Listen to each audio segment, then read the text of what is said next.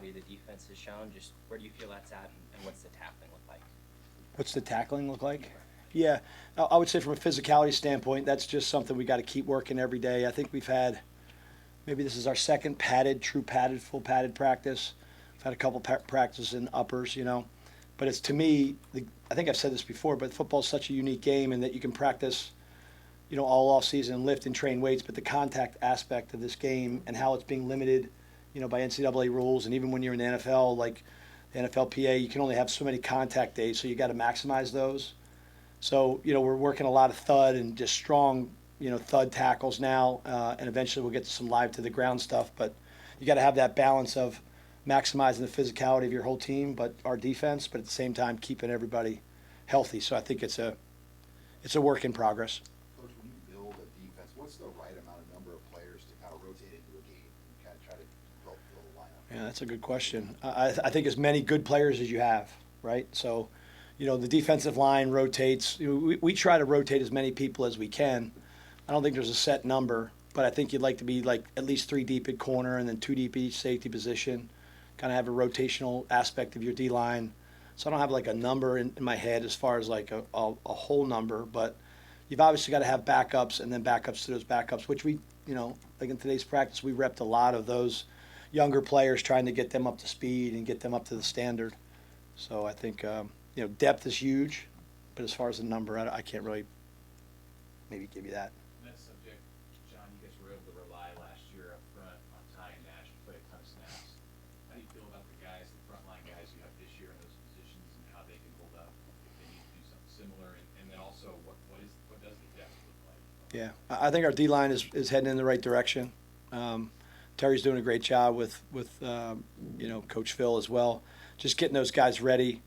Obviously, it doesn't take a rocket scientist to understand that, Nash and Ty are one type of players, and the guys we have are their own style, and they have their own strengths, and that's our job as coaches, is to maximize their value based on their skill set within our scheme, So we're young there, but I'm encouraged that those guys are developing, made some impact plays out there today, both in the run game and the pass game. This is a process and development program, so everybody is going to keep getting better every single day, the D-line specifically. And, we all know to be good on defense, you got to have a good D-line, so that's what we're going to keep working towards. Do you talk to those guys at all, John, about the narrative, the kind of No, I would say no. We don't, I don't want to interrupt you, I apologize, but we don't care what anybody else says outside of this building. We really don't even address that there is a narrative. Now, we're not fools. We realize that these kids, they're on social media and they have people in their ears, but our message to them is constantly about what we do on a daily basis, detailing and kind of highlighting their performance and then their development and improvement, so they can see it as they're getting better, where they were here and where they are now, and then where they obviously need to be. But, what the outside says about any of us really doesn't have an impact on what we're doing. What has an impact on what we're doing is what we're doing here every single day, about our execution, our physicality, our techniques, our ability to finish plays, and our ability to develop players and get them to believe. Coach, moving over to coordinator, can you explain a little bit about what the process has been like taking over the unit as a whole? I know that I'm not around the players as much as I like. One of my favorite things, I am out of practice. I am, obviously. But during the daily, there's a heavy burden of organization, of making sure that we're all aligned based on Coach Rule's message and Coach Rule's desires as far as where he wants our defense heading, planning for walkthroughs, planning for practices, scripting. So that's just a process that's is cumbersome at times, but requires time. So I would say the biggest difference is just the opportunity to get around the players on a daily, but I've got to make that happen more, whether it's me being in meetings when I can be, or me eating with them at meals, interacting with them maybe outside of the football arena on the field. I had C.R. Wright came to me the other day and told me he missed me. I think he was joking, but that was his way of probably busting my chops a little bit about I'm not in his meeting room yelling at him like I was last year, but I made sure that I took it out of him on the field the last couple of days. How do you think your linebackers are? I think they're developing. I think they're good. I think they're young. They're getting better. I think the guys we're rotating, really, we have a 3 deep right now. of obviously our oldest players, Javen, but we got some good young players that have juice and have energy and play physical and, getting a lot of reps. So I think that aspect of our team, we have good depth. Rob's doing a good job. We just got to keep grinding. I noted also Merritt, we saw him a little bit, true freshman, it's hard, Yeah. right, to adjust. But have you seen him develop over the? I think he's made some strides over the last couple of days that have kind of excited us. He's obviously was a highly recruited player that for all the right reasons, because great family, great background, great player. And I think he's starting to get a little bit more comfortable in the system. Being out last spring with not really being involved because of the shoulder. I think he's now catching up. But I would say he's a player as well as a lot of those other guys that we're excited about in that room. Matt used the phrase on Saturday, competitive stamina, kind of when you get into week 2 and 3 of fall camp. What's your message to your guys sort of in this maybe grind portion of August? Right. You have to find a way to compete every day. Nothing about what they do out there is easy, right? So it's easy to compete on game days because there's 86,000 people there and, everybody's watching and, obviously have a new opponent, but it's these dog days of training camp where you have to compete every single day to build up that stamina. So you're not just saying, well, I'll wait till game day. It's no different than your techniques. It's no different than your execution of the defense. You have to build that up, build that callus up of contact, build that callus up of competitiveness so that you have more of it than your opponent. I believe that's a thing that we have to keep building and have to keep developing. That's a big veteran offensive line. How would you characterize those battles between the offensive line and your D line? I wouldn't disagree with I don't really, it's not my job to give an evaluation of the offensive line, but I would say that they are big and they're good. And I think that's good for us. Because obviously the better competition you go against at every position across the field, the better your players are going to get. I think our offensive line does a very good job of working together as a unit, and therefore we have to combat that with how we're, whether we're executing movements, whether we're executing blitzes, whether we're playing base techniques. I think going up against a strong unit like that every day can only improve that competitive stamina you just mentioned, that toughness that we're trying to build, that physicality, because at the end of the day, I think that, if practice is the hardest thing you're doing, when you go into the games, you're going to have, an opportunity for success. So it's great that, I really feel like we're competing at a high level at every position, receivers versus DBs, running backs versus linebackers, O-line versus our front seven.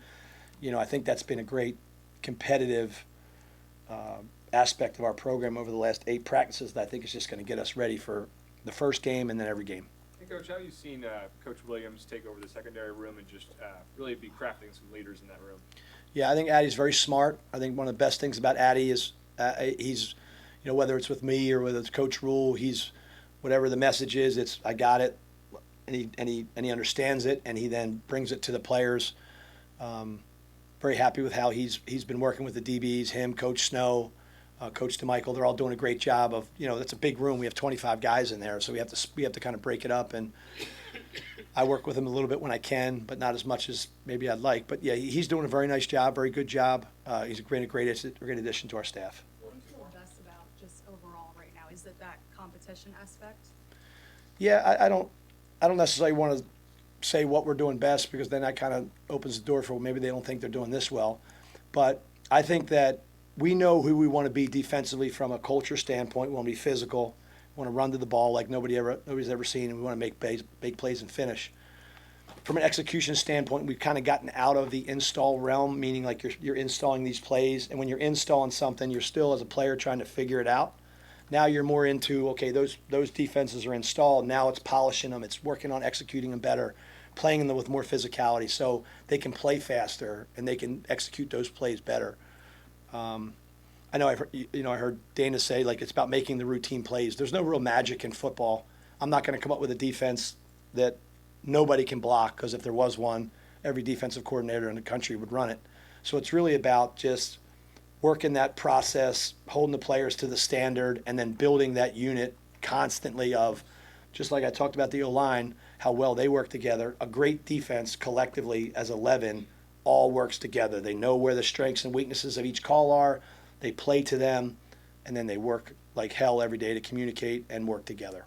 Coach, another one of your newcomers, Williams Winery, comes in with a lot of potential, but also still relatively young. What does he need to work on in this fall camp in order to actually see the field this year? Williams is going to see the field, so I can tell you that.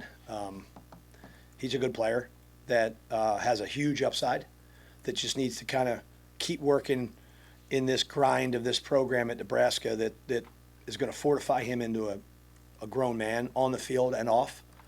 So I think that all the accolades that Will has received previous to come into Nebraska are warranted, but his day-to-day here has, through our strength staff, through our player development staff, through our coaches, has kind of made an impact on him. And I think that if he keeps heading in the right direction, we're going to be excited about what Will continues to be, not what he is now. Hey, Coach, with a week of practice under your belt, is there an area or areas that you kind of looked at right away and said, hey, this aspect needs to improve? I think I'll use the same answer I kind of used when I was asked about what we're doing well. I think it's all like, yes, I do know that. I think, but at the end of the day, like, it's about getting better at every single thing. And then if there's certain things that need more attention, that's all we're going to do. So if it's the run defense on a certain day or a couple sets of days, then we'll make sure during walkthrough and during our extra time we're really hitting that.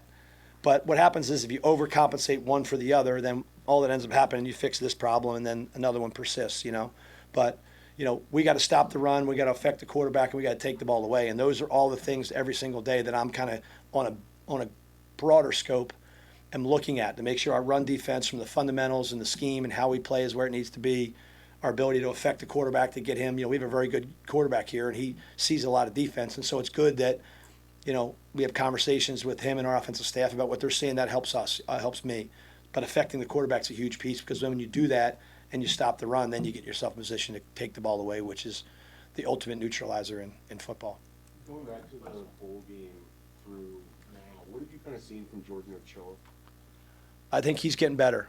I think he's a player that I guess I would say that when I was coaching the secondary, I really didn't have an idea of who he was. But then when I took over during the bowl practice, I mentioned to Coach Rule and mentioned to Coach Phil Simpson. They're like, oh, this dude, I don't know who he is, but he runs around, he's fast, he's athletic. And, then we put him in the bowl game, because I think that's what happens. Coach Rule talks about it, what gets measured and emphasized, measured and rewarded gets done. So, like, I measured him, like, shit, this guy can run, all right? And we're going to talk about him, that's what we want you to do. And so we put him in the game as a pass rusher with limited experience. Then after that, we're like, okay, can you evaluate him, and can he play a certain position, which I think he's continuing to get better at. So him along with other players at that position, he's definitely a guy that's in the mix for us. Thank you, guys. Thank you. Have a good day.